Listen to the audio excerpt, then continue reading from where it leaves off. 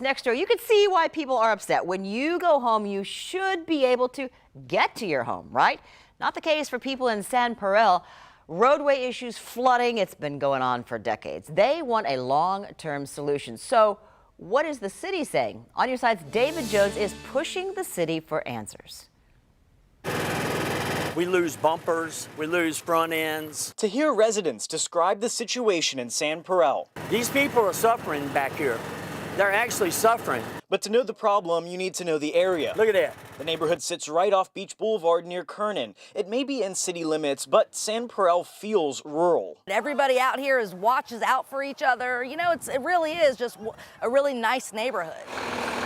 The one big problem is the roads. The only drainage here is makeshift. When this is fully flooded, there's no way that someone in a normal everyday car is going to be able to make it through here. Over the past 6 years, Dan Lasky says he's put in around $12,000 maintaining the roads outside his home. And that doesn't include the amount of money that it costs to pay for the electricity of the pump and my own labor. But constant traffic, especially from nearby construction sites, washes the work away. The city says the roads in Sans Pareil are neither public nor private, instead classified as public right-of-ways. In layman's terms, adjacent property owners need to maintain their own section of road. It has become difficult to where the neighborhood has that responsibility. City Councilman Danny Becton represents the area. He says residents worry especially about access for emergency vehicles. That certainly is at the center of my concern, is public health, safety, and welfare. Road conditions and drainage are tied together and complicated, he says,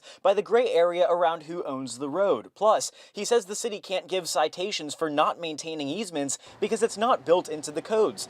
Becton says the city could maintain the roads, but not for free. It would be divvied up to the property owners for which were affected by that improvement.